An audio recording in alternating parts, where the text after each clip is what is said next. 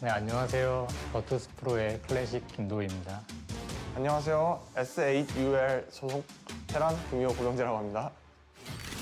지금 생각해보면 딱히 한 게 없는 것 같은데 그냥 뭐 수영도 다니고 뒹굴뒹굴 많이 했던 것 같아요. 좀 쉬는 시간이 좀 많았었는데 그 덕분에 약간 어깨랑 팔, 목 이런 데가 되게 많이 좋아졌어요. 연습하면서 좀 바쁘게 보내고 있습니다, 요즘에는. 기대, 진짜 제발. 대진표가. 어딨어? 저는 괜찮은 것 같은데요? 김도우 선수보다는 김준호 선수가 훨씬 무섭거든요, 사실. 그래서 김도우 선수랑 하게 된 게 좀 좋은 것 같아요. 이제 성주만 안 올라와주면 완벽할 것 같다. 약간 이렇게 생각이 드네요. 고병재 선수 굉장히 까다롭고 솔직히 뭐 할지 모르는 선수여서 까다롭긴 한데 그래도 12강에서 이제 올라오는 선수가 중요할 것 같아요. 또 성주 같은 애 올라오면 또 굉장히 힘들어져가지고 그나마 싫은 선수는 성주나 도욱이 이 중에서는 제일 할만하다라고 생각을 해가지고 병재 형 싫긴 한데 나 게임을 너무 이상하게 해가지고 뭘 할지도 모르고 그래서 머리 아팠던 것 같아요. 만나면은 토스해도 되니까 상관없을 것 같아요. 이왕이면 12강에서 최대한 경기 많이 해가지고 힘 좀 많이 뺀 다음에 보여줄 수 있는 거 다 보여주고 좀 어렵게 올라왔으면 좋겠고 레이너가 좀 GSL 왔을 때 좀 많이 일찍 떨어졌잖아요. 제가 지난번에 떨궜거든요, 레이너를. 그게 좀 이게 빨리 떨구게 되니까 좀 미안한 감이 있더라고요. 이번에는 좀 8강에 좀 올라왔으면 하는 좀 바람이 있네요. I guess it beat me last time, so I guess it's a fair ask, you know. But I'm gonna do my best. I think I have a good shot against GuMiho in general. 오랜만에 이제 GSL 하게 됐는데 우승을 한 지가 너무 오래됐거든요. 이번엔 반드시 우승하도록 하겠습니다. 화이팅! 우선 오랜만에 열린 GSL이다 보니까 제가 의욕이 굉장히 많고 오랜만에 우승도 할 수 있도록 하겠습니다. 화이팅!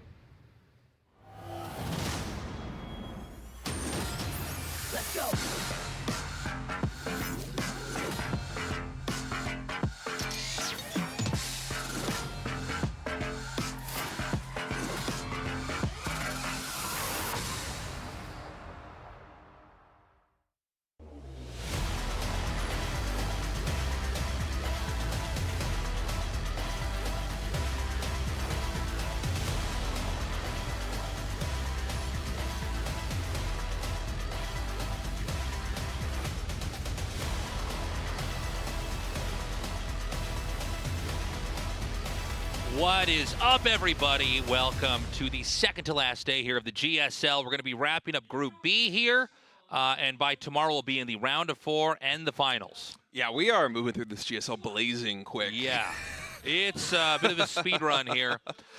Good to have you with us. This is going to be the group that Reynor is in, a very tough group. Reynor could be one of the players, maybe the first player in maybe 14 years to get to a round of 4 as a foreigner. Yeah, who would it have been that long ago? Jinro or Huck? Jinro. Or, Yeah, it was Jinro. Unless I'm missing something big there. No, I think you're right. So, there's, especially if you're watching the English stream, probably a lot at stake for you as a fan. Of course, Maru's in this group. We've got Classic and GuMiho as well. It's a pretty stacked group. I would say Reynor maybe has 50-50 shot of getting out. Yeah, I feel like everybody, all of us non-Koreans that have been watching GSL have been hoping for somebody like Jinro or Huck or maybe some other foreigner to come in GSL and make a championship run, have been waiting for a moment like this one, where Reynor is now in the round of 8. He is 2, maybe 3 match wins away from going to the playoffs, the round of 4. Potentially having a foreign champion, which has never happened in GSL's history. Which is crazy, by the way. Yeah, because so many people have lived in Korea in the past and just no one has been able to lift the GSL crown. I mean, really good players. Players that have won, even players like Scarlett, who won IEM in Pyeongchang, like in Korea, right? Right. Did not end up winning GSL. So that's been an interesting part of StarCraft history. I mean, when I moved to Korea, which was like 17 years ago, I remember a lot of the Koreans that I would meet back then, they didn't even know people played StarCraft outside of Korea. But I remember saying, no, there's a lot of people, a lot of guys just like me that grew up on this game. And surely there's going to be someone that's going to have a shot. And then I thought, okay, as we got more and more Europeans, players in North America dominating, someone's going to come through and at least win one, but it hasn't happened yet. No, it hasn't happened. We've been close, but it feels like we haven't been close in like 13 or 14 years, you know? Yeah. Which is strange also because you think back to like 2010, 2012 era of StarCraft 2, and there were always moments where somebody like Huck would come in, and he had this insane run where he was like winning home story cups and dream hacks and MLGs. He was perennial championship contender. He couldn't make it happen. And then years pass, and it's not just Huck. Now we have a ton of foreigners like Cyril, like Clem, like Reynor, who are on top of the world champions, who could potentially win a GSL, but it just still has never happened. So the fact that Reynor is here now in the round of 8 and potentially looking for a spot in the top 4, it's very exciting. By the way, guys, GSL, if you want to support this tournament, it is partially crowdfunded. You go to patreon.com/GSL. Support some of the best StarCraft 2 content in the world for a very long time. Longest running esports show in history. Get all kinds of cool perks like behind the scenes interviews, replay packages. It's great if you want to support the GSL. So as always with GSL group formats, 2 players will advance and 2 players will be eliminated. Hero will go up against the second place survivor here from Group B, and Cure will face off against whoever gets out first in Group B. A very stacked group. I mean, I thought Group A was pretty impressive as far as the lineup, but I would say this one's even better.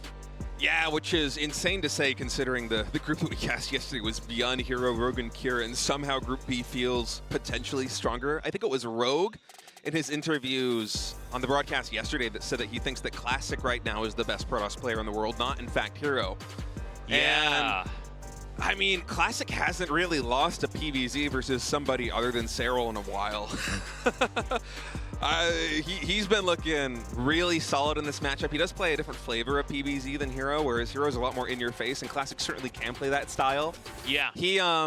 He's certainly stronger in the later stages of the game, I feel like. His army control, kind of the game plan that he has going into a late game PvZ. Sometimes he even, could stand toe-to-toe against Cyril in late game PvZ, which basically nobody in the world can do, right? And so for Reynor, I think really, it's insane to say this in a group that also has Maru and GuMiho, but my perspective is that Classic might be really the final boss of Group B here for Reynor if he wants to make it to the round of 4, because PvZ, it's in a really tough spot right now for a lot of Zerg players. Yeah. Now we have new maps, we have a new patch where Zerg early game has gotten weakened a little bit, and people have been struggling in this matchup, especially on the Zerg side. Very few players have been able to adjust as well as somebody like Cyril has in this matchup, and so for Classic, who is arguably the best PvZ player in the world right now, I want to see what Reynor does here in these games. Is he going to try and play Classic style and go into the late game and beat him out in that? Is he going to go for something more aggressive? Will we see Roaches and Ravagers? Will we see some more aggro play from the Zerg? There's a lot of different ways he can approach this, but we were talking with Reynor before we actually went live today. Yeah, and we he's saw him feeling in the green confident. room. He's feeling confident. Yeah, he wants it, by the way. He was initially saying, all right, let's get dinner if I win. And then after he said it, he said, when I win. When I win. Which I love it. I like it. So we're going to go into this match. I do want to point out, everybody's saying Protoss is really strong again. Maybe they're right this time for the first time ever. Maybe this is the story of the Zergs that cried wolf. Maybe eventually the Protosses were too strong, but they did it so many times I stopped believing them. Again, the winner of this is going to go up against a Terran here in the winner's match, either Maru or GuMiho. For now, Classic versus Reynor, best of 3, starting right now. Let's go.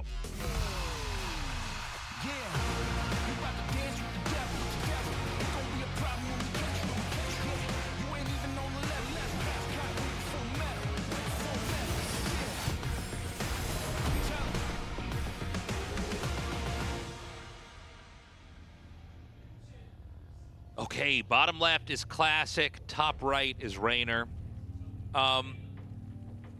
We haven't had a lot of PvZs here to unpack.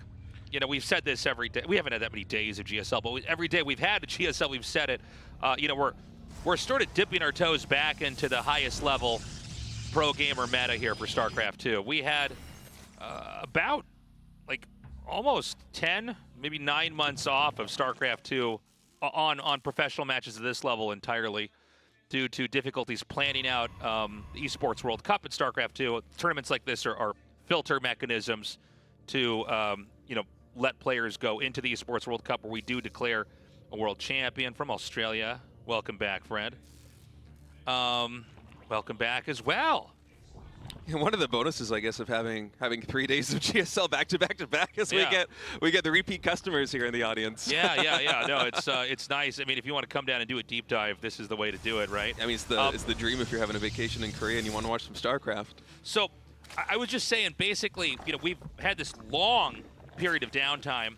We don't know exactly how each of the matchups work or what the best strategies are because we haven't had, tournaments with stakes high enough to, see players show us what that is. So I don't know exactly how PvZ is approached.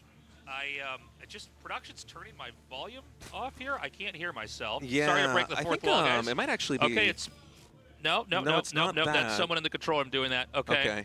That's sorry about that. Whoever did that, never do that again. Yeah, there was a little bit of an audio hiccup there. Yeah, sorry. I heard you fine. I'm hoping that the viewers also heard you fine. Yeah, There was a little bit of a. I know. For a second, I thought you had knocked your cable loose or something, but it's all fine now. Anyways, let's see what exactly PvZ is going to look like here now. Yes. Reynor and a lot of, not just Reynor, but I've seen some Zergs tell me that they feel like Protoss can kind of turtle and they don't have to do as much, and they're strong in the late game, which may compel Zergs to try to attack in earlier. We'll see if that's going to be the case this time around. Yeah, so far for Classic, he's doing pretty much the boilerplate opening that everybody's been doing in PvZ for a very long time in previous patches and also in this patch with like a 217 Stargate timing. You get one gateway up there with a couple of adepts, probably going to throw down a second gateway and eventually go for a third Nexus. This is about as standard as it gets in PvZ. This adept actually going to poke and prod a little forward here. He's wants to get that one Ling. Not going to get any damage, just take a little bit of a hull injury there, and the Oracle is going to pop. Now, keep in mind, we do have the energy recharge ability on the Nexus. This is a new ability that has replaced battery overcharge, which was the defensive ability that Nexus had previously. This is a new global cooldown spell that I believe it charges up 100 energy on any energy unit in the Protoss arsenal in a range around a Nexus every minute, and it costs the same energy as a Chrono Boost.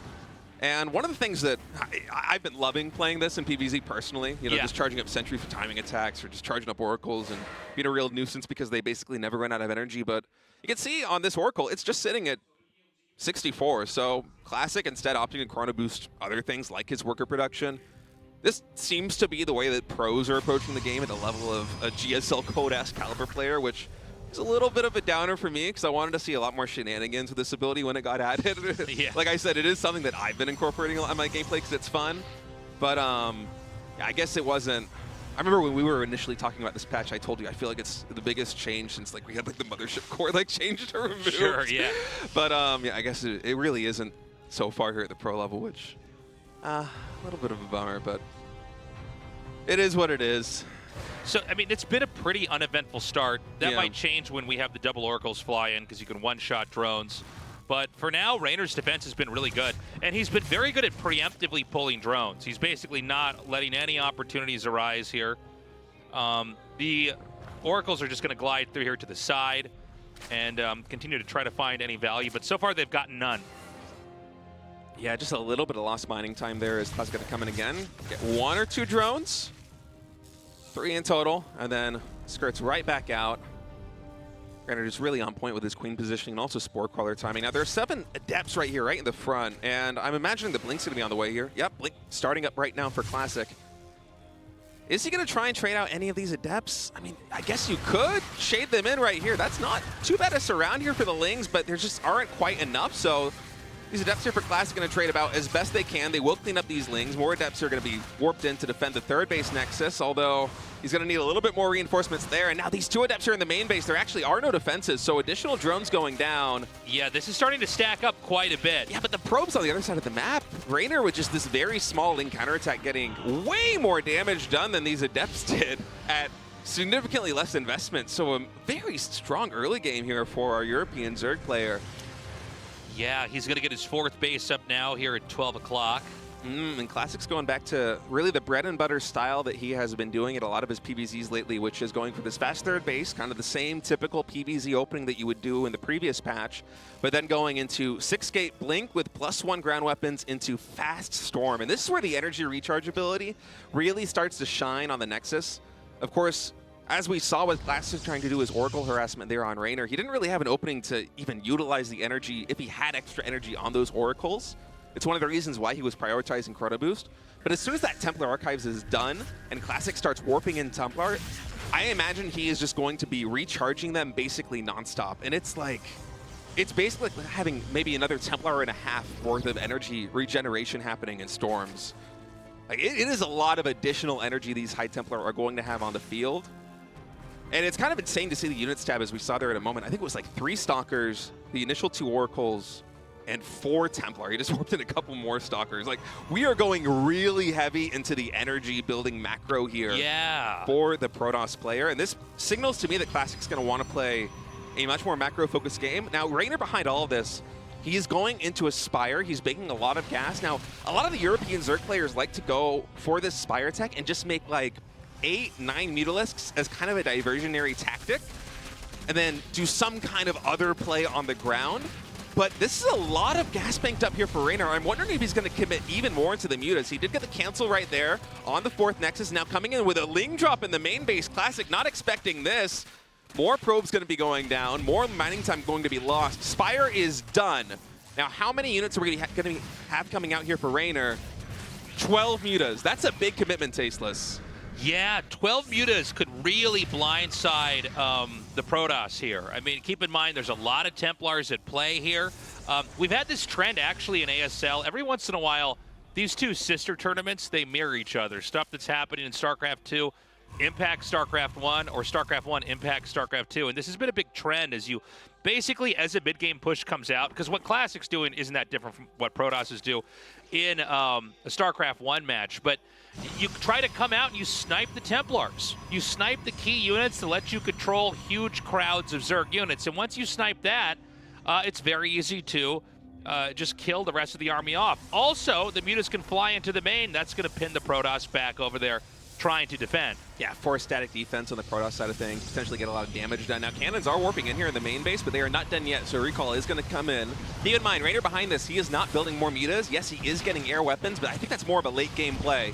He's getting +2 melee attack, he's adding in roaches, and this is really just kind of a diversionary tactic that opens up the opportunity for attacks like this one. More probes going down. Add that 4th base, saturation basically immediately knocked out. Now that was a massive storm right there on those links. So many of them going down, which sure, that's a little pin in the cap of Classic, but 25 probes have fallen and counting. Wow, Reynor with these Mutas coming in. This is such a big win. We're hitting 30 workers dead. This is like an unbelievable amount of economic damage happening to Classic. He's on 3 Nexus too. That Nexus fell at the 4th base. He can't even really replenish this eco. This is going so well here for Reynor. I mean, he's basically come through. You know, like in Blade when he threw the Ninja Star and he like killed 3 vampires? That's what he did to Classic's base. Like, dude, Classic's in such bad condition right now. He's at about 130 supply. Reynor's maxed out. Yeah, Classic and Classic's pushing. Yeah, he needs to pull the trigger and move across the map. And I think Reynor is looking at this like, wait, I can actually reinvest in a Mutas. The Mutas were so successful that I can commit even more to this and try and handle this attack coming in. Now, there's only 3 Archons. He can magic box those. It looks like these Templar have 2 Storms in total in the bag. First one, pretty good. Second one, mostly just on Broodlings and Roaches, so really not the critical connections Classic needed. Mostly just using those Storms to try and zone the Zerg away to make Classic's way back to his 4th base, the retreat a little bit more safe. Still, Reynor really good control. Going to force those Templar to morph into an Archon here. Oh, even the Bile coming down. Going to be able to snipe that Archon as well. Now, this is a scary Zerg army coming in. It's going to get a lot of value. Getting a surround on the Archons like this one, these are units that Classic really cannot afford to lose. Look, it's even with a shield battery and 2 cannons. Reynor has enough units. He's like, no, I'm just going to park these right here on your mineral line. I'll take down the stack defense. The Glaives are also going to be sniping your probes. Reynor is playing a phenomenal game number 1 here against one of the best macro, if not the best macro PvZ players in the world right now in Classic. I gotta say, man, this is looking so scary what Reynor's doing. He's gonna be able to kill off even more workers. Again, you just ignore the cannons. 1 cannon, you will lose all the probes before that cannon can ever kill your mutas. So, you know, from here, it's going to be the Stalkers all the way back over here. It looks like the mutas got fished back into the fight for a little bit, so they're going to be wiped. But, you know, Reynor's just attacking in so many different positions. And this is like no longer a game where the Protoss can even push. We actually have Ultralisks popping out right now. So, like, Reynor, I mean, this should be a very easy closer. He would have to really misplay from here, and it just doesn't look like that's going to happen. So, yeah, I mean, we'll see if Classic can come up with something, but as far as I can tell, the damage has already been done. Man, if you're a Classic probe in this game spawning from the Nexus, there's like a greater than 50% chance that you die before 10 minutes in this match. I think Classic has literally lost at least half of the workers that he's made over the course of this entire game. I don't know if I've ever seen this effective harassment from a Zerg player in PvZ in I don't know how many years. I mean, Reynor has just been so on point to take down a player of Classic's caliber with attack after attack like this. I've lost count of how many great attacks came in here. It's like 60 plus probes that have died tasteless. It's crazy. It really is crazy.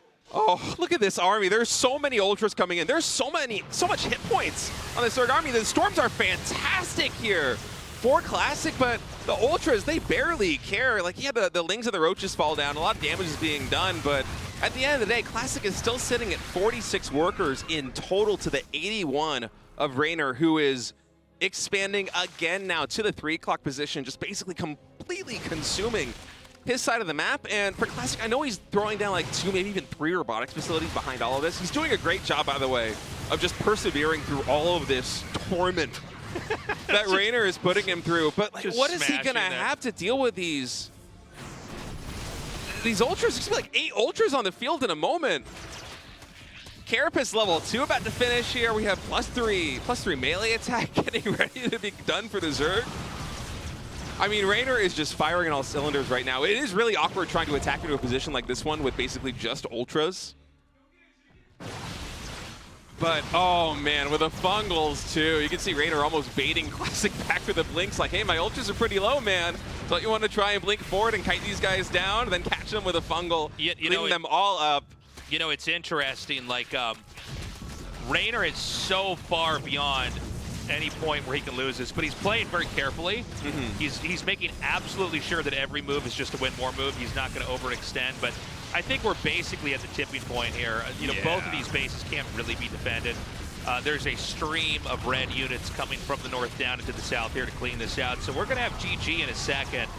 And we're going to be going into game 2. Right now, Reynor looking extremely strong. I mean, just a phenomenal game. And I also love the approach that he had here throughout the mid game after he got this basically insurmountable lead. GG. Was he didn't narrow, he didn't go like tunnel vision and be like, okay, I just need to take good fights, I need to take good fights. He's like, no, like my economy is so much better than yours, Classic. I'm gonna throw armies at you.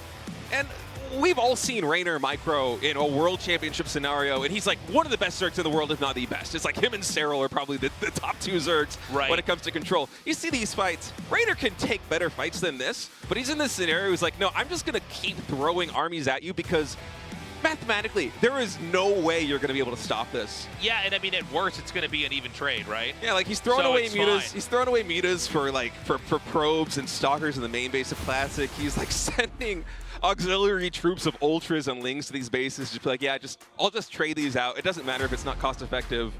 I am literally just too big to fail. That was an epic game number 1. From Reynor. I'm telling you, Chase, if he keeps playing like that, he might be the first player advancing from this group. That was crazy. It was impressive. We're going to go to game 2 now. Let's see if Classic can have a cleaner opening, because otherwise he's never going to be able to catch up to Reynor. Our game's load up, guys. Best of 3, continuing on with these 2.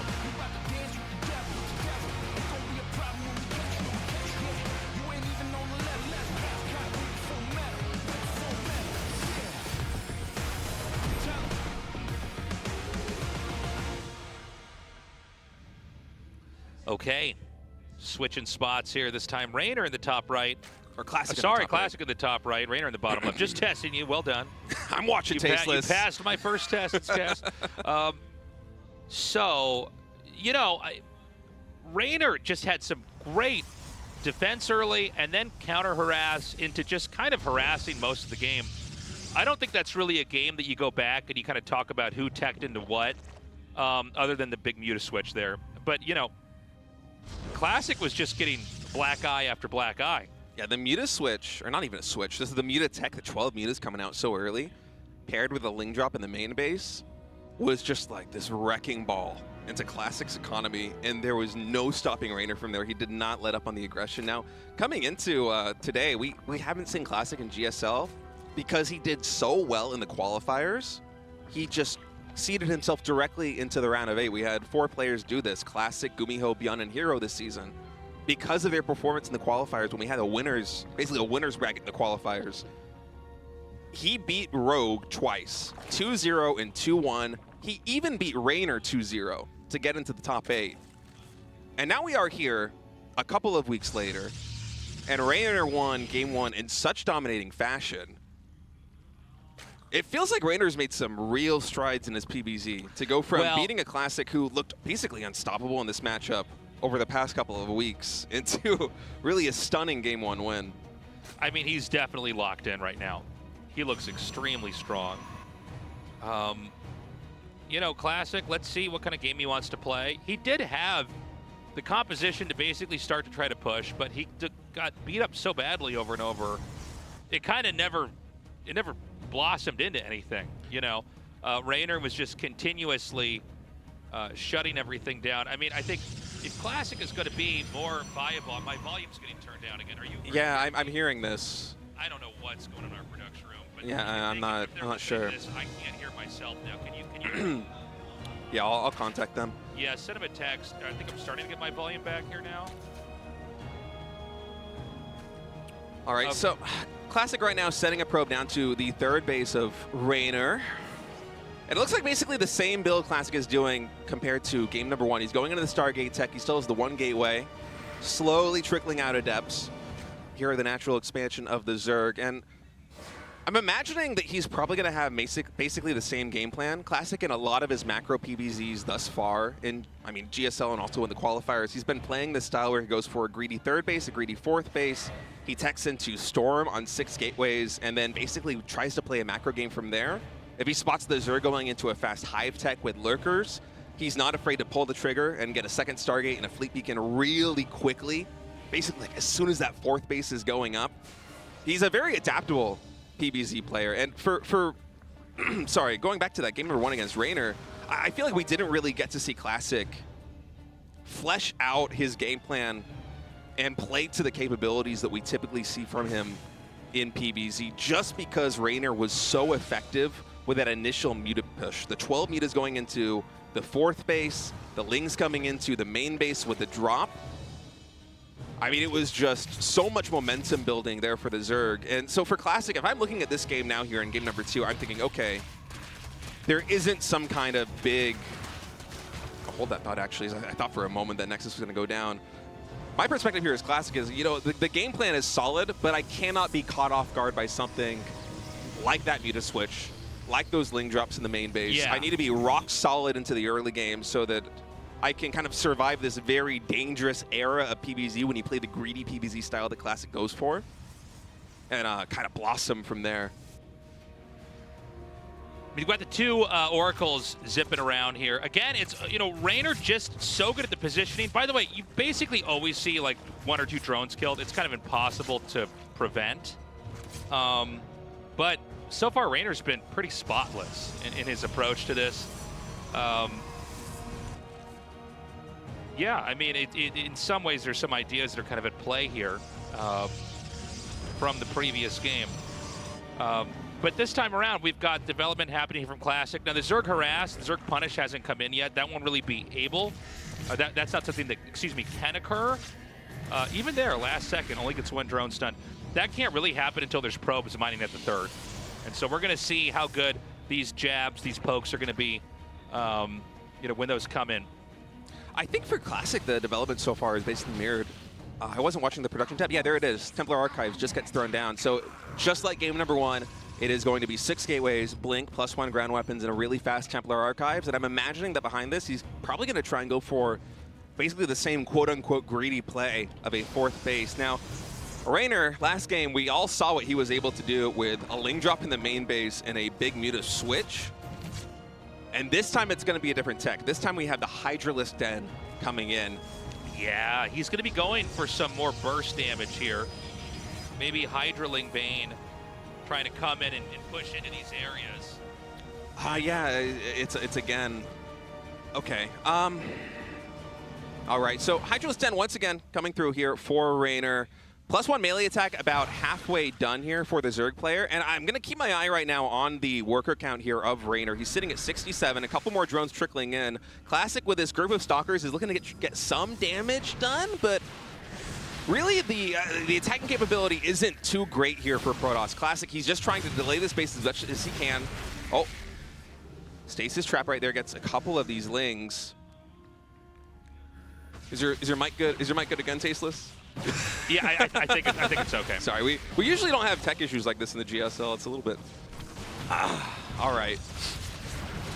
So we've got a small push coming in here, and it looks like this isn't going to quite be enough to get this done. He's going to have a couple more stuns coming in, so the Lings are going to be frozen.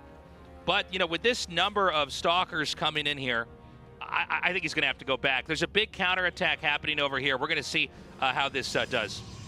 All right. Reynor posturing over here towards 12 o'clock position. Classic, just like the previous game, going to try and take this 4th base. Storm about 5 seconds away from completion. Now, Hydra Speed also nearly done. 75 drones in total. There are more drones being built behind this here for Reynor, so he's not fully committed to this attack, but he would love to get a cancel on this base. It's just, I think with the storm timing here, Tasteless, it's going to be a little bit difficult for Reynor to actually break through. And actually behind all this, he's also going into Baneling, so it's going to be Ling, Baneling, Hydra here for Reynor. He's also going into the Infestation Pit. This is a really powerful army composition that Reynor's going for, but it's kind of a glass cannon-y composition that Zerg's going to have, because Classic is going to have so many Storms in the bag. He's got 6 Templars. No doubt he's been energy charging a lot of these. You can see there's no energy bars above, I think, 2 of those Templar. That means they are max energy right now in this moment. And that means that for Reynor, whether he's on defense or on offense, he is going to need to be so solid with his control, because Lings will basically just get evaporated. So we've got the push coming down now. He's going to try to approach into this area. He's going to try to push this 6 o'clock spot. We've got a small amount of Lings and Hydras counterattacking. Whoa. Huge Stasis Trap catches a lot of Reynor's flanking army, and that means that he can't go for this round right now. He might have to forfeit this. Oh no! So many Lings get caught by that storm. Fantastic storm from Classic, and now they're going to be charging in. But for Reynor, again, there isn't really any kind of beefy army. With this force, it's just Hydras and Lings. There isn't a lot of HP. There isn't a lot of sustain. Now Classic with his Warp Prism all the way over here on the left side, gonna be able to attack this hatchery with the attack upgrades from these Zealots. He can focus fire that down very quickly. Behind it is transitioning. Second Stargate coming in. Fleet Beacon coming in. Classic dealing a 1-2 punch right now to our European Zerg player. I mean, this is looking so strong here. Right now, we've got Reynor basically down to 3 bases with Classic on 4. And at any angle, Classic can come in here and try to press this and do even more damage. We've got the Fleet Beacon coming in here, so tech after this is looking very strong as well. I'm liking Classic's position a lot in this game right now. This is really where he wanted the previous map to go before Reynor basically decked him with the mutas and the Ling drop in the main base and the mounting pressure from there. This is Classic's game plan. This is where he thrives the most. When he's on 4 bases, he's got his double Stargate pumping Tempest, and now he's nearing max. He's doing what is basically his MO here in the late game. It's where he doesn't rely on a lot of supply to defend the auxiliary bases. Classic is one of these Protoss players that almost plays kind of like a Neeb-ish style of PvZ, where he throws down so many cannons, so many shield batteries on the flanking bases, and just anchors the position with 1 or 2 Templar. It's very difficult for Zerg to attack into those spots unless they have something like Lurkers or Broodlords. So the Ling counterattacks that come in here, he can get a surround over on these this one Immortal. Reynor is in a really tough spot. He's going to try to grow out in both sides, in both positions. And he's going to have to basically keep Classic occupied back at home. Now, so far, this has been pretty winning right now for Classic, but if Reynor can sustain and possibly hold off this next big attack, he might be okay. Yeah, but Classic actually, I thought he was going for Tempest. It's in fact Carrier Tech coming in Tasteless. +1 air weapons, Mothership, a 3rd Stargate. We already have the first carriers on the board. Now this army has a lot more firepower than Tempest. This is, you know, if you play a Tempest style of PvZ, usually you're trying to snipe key units with the range of the Tempest. You're trying to take down bases. It's something that you do to get a lot of chip damage against the Zerg and slowly edge them out in a protracted late game. Carriers, these are much more fighting units. They have a lot of DPS. They're very tanky. They're also not very mobile. They're not very versatile. As okay, Reynor coming in. He spots the Templar. Now the Storms are actually going to be landing right there on the Banelings. That's going to allow those Lings to basically charge in right here and go toe-to-toe with the cannons, with the Zealots. That's going to force in a very big warp in here from Classic to defend this base. Now, a big point of contention for Zerg, or for Protoss, excuse me, taking this PvZ style is you really need to get a 5th base up to secure that extra gas income. The playstyle of Templars, Archons, and triple Stargate is so gas intensive that if you're sitting on just 4 base, you're eventually going to run out of steam. You know, warping in mass rounds of Zealots is only good for so long. You need to be able to replace those high-tech units. And that's why Reynor is really trying to levy a lot of pressure here on this 5th base, but so far Classic has been on point with the defense. Reynor does have a better bank, but the army that Classic has assembled is going to be much better, I think, in the initial engagement. So the push is going to come through now. The question is going to be, how prepared is Reynor for this, whether it's with counterattacks, whether it's with hitting this from several different angles. Reynor's now grown really well into his side of the map. In fact, he's sort of outpaced some of the growth that I kind of thought was going to come in here. Now we've got a big warp in here from Classic. He's going to try to come in from 6 o'clock. The Lings are going to try to hit the probes over here at the 3rd.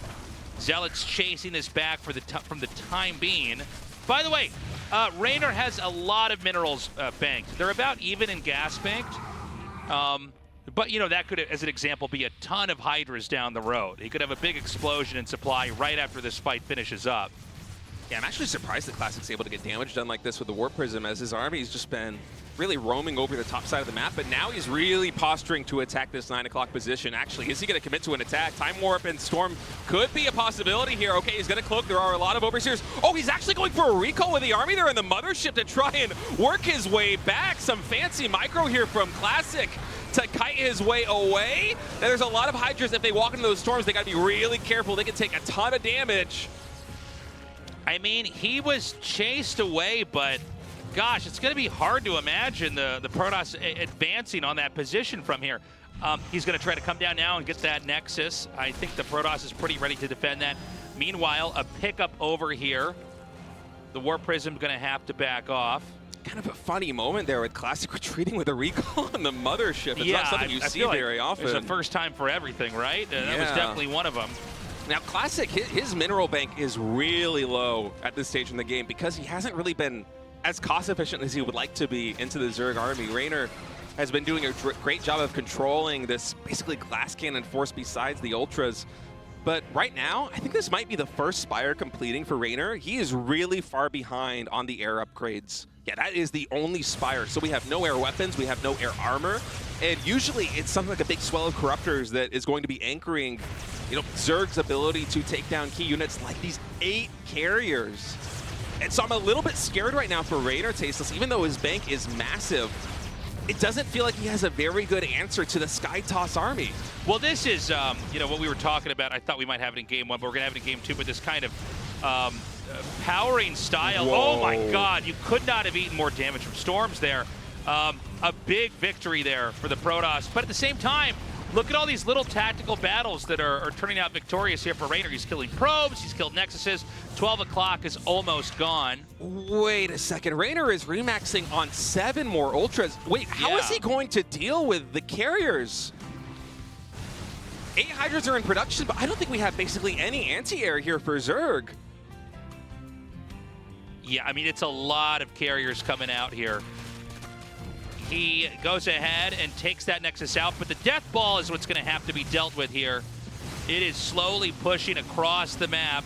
I mean, the army value right now for Reynor is so thin, and that's because the Ultras are only just now about to pop, but in terms of anti-air, there really isn't any answer except these 12 Hydras that we have on the ground. It's basically just pure Ultra Queen now coming in. Time Warp is huge right there on the range units. Ultra is just walking into an unbelievable number of Archons. The carrier's dishing out so much damage in the back, and Classic able to play the game that he wanted to play there in map number 2 and is going to tie it up 1-1.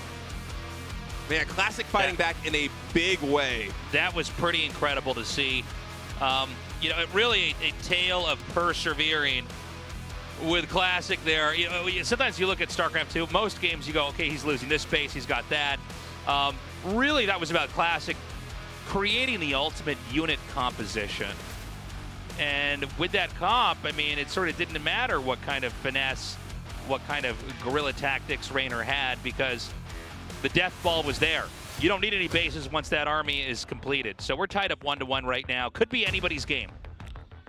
Man, that was a scary late game coming in from Classic. And also, the decision to go for carriers instead of Tempest, I feel, was a big game changer in that match, because, you know, the style that Reynor had played, should Classic have gone into Tempest instead of carriers, then suddenly the DPS of that Protoss army maybe just isn't high enough to really fight down all of those Ultras and all of those Ultras fast enough to make cost-efficient trades. But you saw Classic fighting with just an unbelievable... His army was basically Archon Carrier Storm, which is just insane. There was one fight where Reynor dropped 70 supply from 200 to 130 in the blink of an eye. I feel like Reynor, if he wants to come back here in set number 3, cannot let Classic unlock all the gemstones in that Infinity Gauntlet. He's got to take the fight to him a lot earlier. Let's go into map number 3 and see who's going to be advancing to the winner match.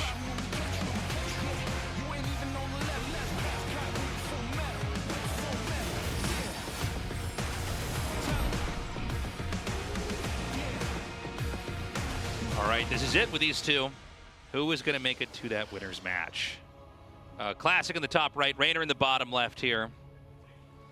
And, you know, we had two pretty different games. Reynor won by basically preventing endgame from ever being possible, right?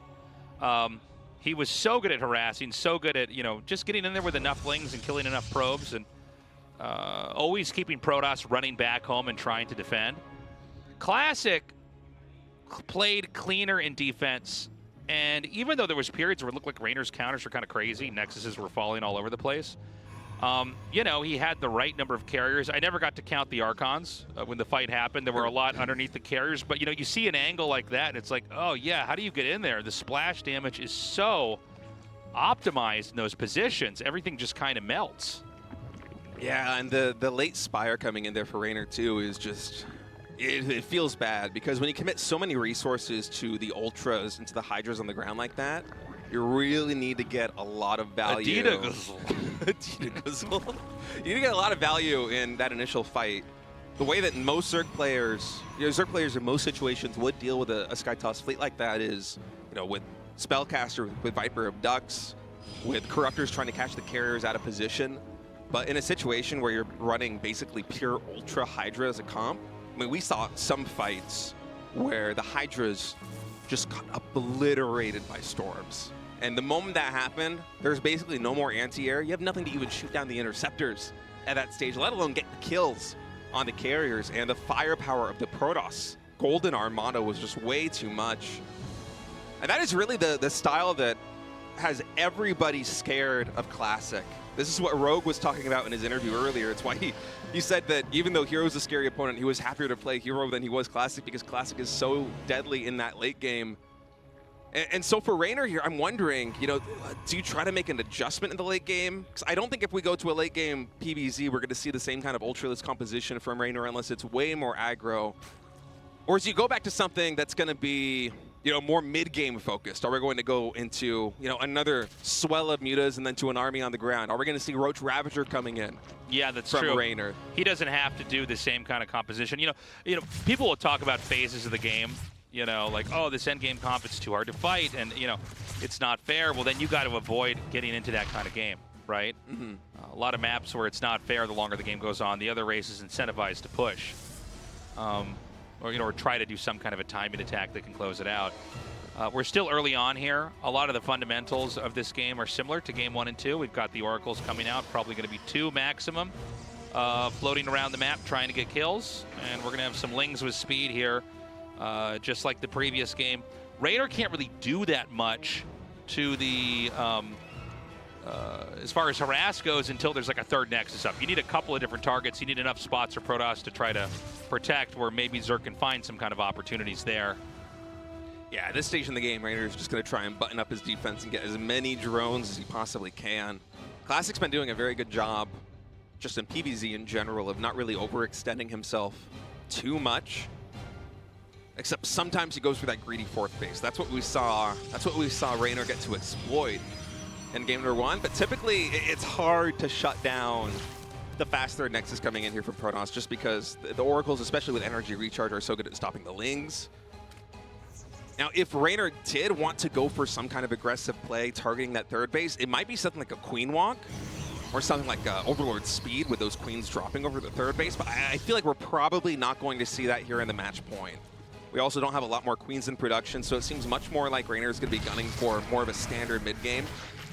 And Classic, meanwhile, back at home, he is going for the Twilight Council. Now, typically he throws down the Forge about the same time that he gets that Twilight. In this match, he is not doing that just yet. So I'm wondering if this might be a little bit of a deviation from the game plan that he executed both in game 1 and game number 2. We have to keep our eyes on that production tab and see exactly what the follow-up will be here from Protoss, and it is going to be Glaives. Korean casters are so excited about that, man. The Glaive hype there. Yeah.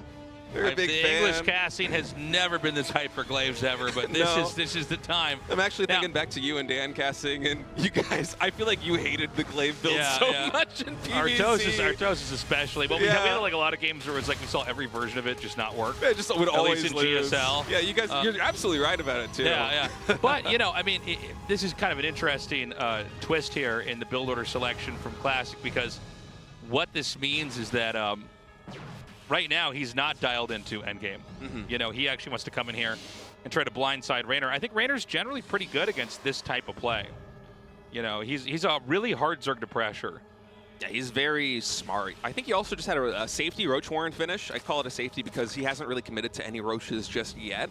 And I feel like as soon as his spider senses start tickling, like they probably are when he sees that Depth's getting warped in, we're going to see Roaches queued up. And yeah, immediately 4 Roaches in production. Spore Crawler here at the wall into the natural expansion. Another evolution chamber. This is similar to what we saw Rogue do last week in GSL, trying to shut down the opportunities for the Glaives to shade. Now we do have 5 Queens here. Those 5 Queens are going to be hard pressed to stop all these Adepts plus those Oracles. Adept Shades coming in. Oh, wait. Oh, it's not fully walled in, but I don't know if Classic realizes that. Instead, he's just going to be going for the constructing building right here, that evolution chamber.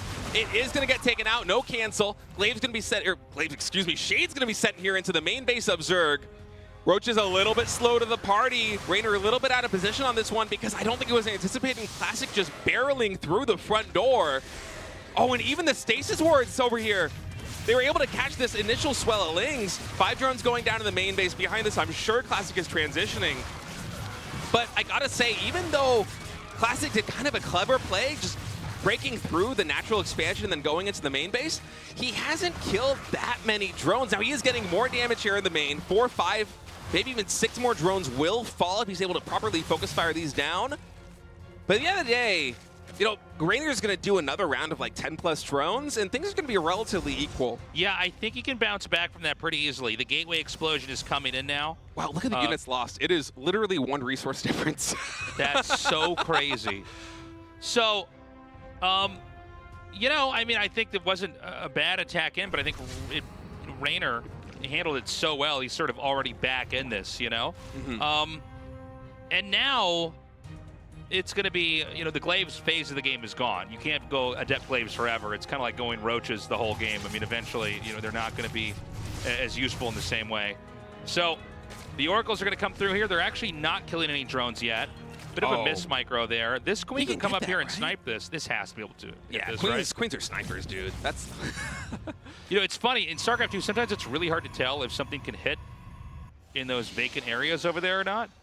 Yeah, it is difficult. I don't know. I just always, if there's a Queen walking there, I just always assume it's going to be able to hit whatever. Yeah. Their range always feels like at least half a range longer than it actually is. Those, yeah, they chuck those little darts far. And for Classic back at home, he's taking the 4th base. He's going into +2 in Storm, and he's basically going back into kind of the same relative late game plan that he did in the previous matches is actually these Lings going to be trading out pretty effectively here with these Stalkers before retreating away. I'm just going to trade these out for another probe. Okay. But yeah, for Classic, I mean, things are relatively equal. We have the Hydra Tech coming in here for Reynor. He's going into Hive. Word count is about where you would expect it to be. Classic getting a couple more drones here with this Oracle all the way on the left side. And things are relatively calming down to where you would expect them to be at. We have 4 Templar. We have a little bit more Link Stalkers than normal. But besides that, I feel like this is still really anybody's game. Yeah, this so far, it's been probably one of the most interesting early games we've had here between these two. So, right now the Roaches and Ravagers, some Hydras here are kind of roaming around. I think Reynor's looking pretty strong as far as his development goes. We do have a lot of Hydras here. It would be a mistake to try to push in too far on that. But, you know, with the Ravagers, you can kind of just generate biles over and over again, and that creates this area that's, you know, it's not smart to try to push through. I wonder if Classic is just going to commit to the attack. Oh, that was a huge Storm Tasteless. A ton of damage being done on that army. And yeah, Classic just coming in here with the Arc. Now, he actually doesn't even have a Warp Prism just yet. I think the robotics facility just finished. But still no Warp Prism on the field. This is just pure army coming in from Classic cross map. And he's catching Reynor in kind of a vulnerable stage. Reynor sitting at 90 drones and also going into Hive Tech Lurkers. So this is a moment of vulnerability. Stasis Trap going to try and zone away the army that got pushed all the way back into the third base. Very smartly using just one Roach to defuse that, but Classic's already been able to move up into the natural expansion now. Okay, the Lurkers are done tasteless. Reynor pulling some of the drones. He is getting a really good arc. The Storm is still fantastic. It's hard to say who's getting the better trade on this one because it's a lot of very valuable units that are being lost here for Classic, but he's killing so many drones. The Storms are getting so much damage done. Eventually, Reynor will be able to clean this up. What an interesting engage. I feel like Classic is probably better here. I mean, so many drones, 20 in total. The whole mineral line just went down, and his army is somehow still standing. You know, it's kind of crazy. You see Stalkers wedged in the middle of everything. Usually that's a bad sign, right? Stalkers tend to stay on the periphery during a fight. But, you know, in that game, he got in there. He did a decent amount of damage. The Stalker number is getting lower. This is crazy. He blinks down into the triangle third right now. The Lurkers, they're so immobile. They don't have the Hive Tech range yet, too, so they're having such a hard time chasing this down. And Classic, with one of the more awkward and obtuse timings that we've seen in PvZ, catches us off guard and also catches Reynor off guard. I mean, what? Talk about exploiting a moment of vulnerability in your opponent. That was some really gutsy decision play from Classic, going for that maneuver with no Warp Prism. Just pushing across the map with basically pure Blink Stalkers, 4 Templar or so for Storm, and pushing right into the heart of the beast, basically wiping out 2.5 mineral lines worth of drones. And now behind that, he's still sitting on 4 bases, but oh man, the economic damage dealt to Reynor is just so massive. And now Reynor is stuck in this very awkward position where you know he wants to drone back up, resaturate these Vespene geysers, resaturate these mineral lines, but you don't know what Classic's gonna do. You only have 7 Lurkers on the ground. You have very few units to accompany them. How is Reynor do you walk the fine line of re-droning your economy and also staying safe against what could be just an immediate follow-up attack from Protoss? Well, Protoss is going to try to move in again. I mean, the supplies tell a dark side of this as far as Reynor goes, because this looks like it could be very strong. And, you know, right now Zerg doesn't have a whole lot to work with. This is a pretty sophisticated army. The Immortals are going to be quite strong against anything like Lurkers coming up here. It's a lot of Hydras. You know, I'm not saying Reynor can't bounce back, but it does look a little bit scary, especially when you see Protoss's growth on their side of the map, especially with Tempest now coming into play. A Nidus Worm has been thrown down. Now, that could be very, very strong if we can get it set up. I think the only Overlord, yeah, it just got killed. We didn't see it in the screen, but it was on the mini-map. The only way to get that Nidus into the main was with an Overlord that was shot down. So, I mean, the Nidus, you know, it's a tech you can't really unlock the full advantage of if you can't get somewhere inside the main to do that. So the counterplay right now is going to be irrelevant until we see a Nidus network start, and the push from Protoss is coming. Yeah, I think Classic's just going to start chipping away at this army here with the Tempest. He's producing 3 at a time, 6 in total on the field. Mothership being built right now as well.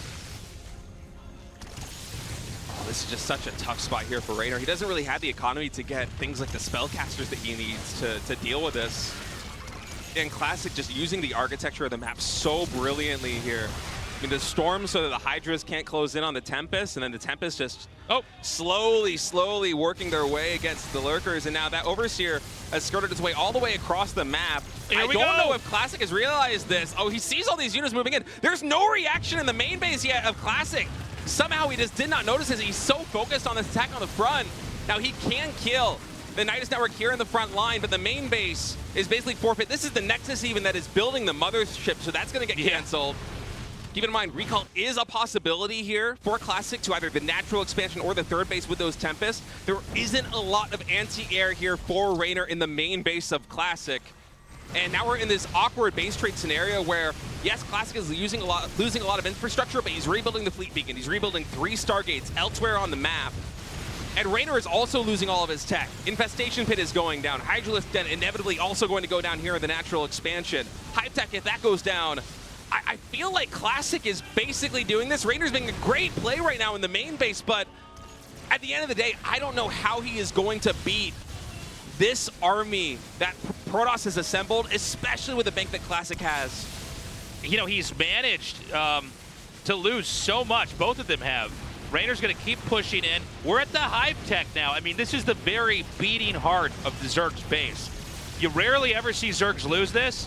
I think there's just too much here for Classic. There's too much, cannons. He's rebuilding infrastructure. Basically, Reynor doesn't have anything. I think Classic is going to close this game out. This position just unwinnable. I can't imagine a world where Reynor would be able to move across the map and hit so many different bases, and also fight off the army that Classic already has. Only 13 Hydras on the field. That number is now 12.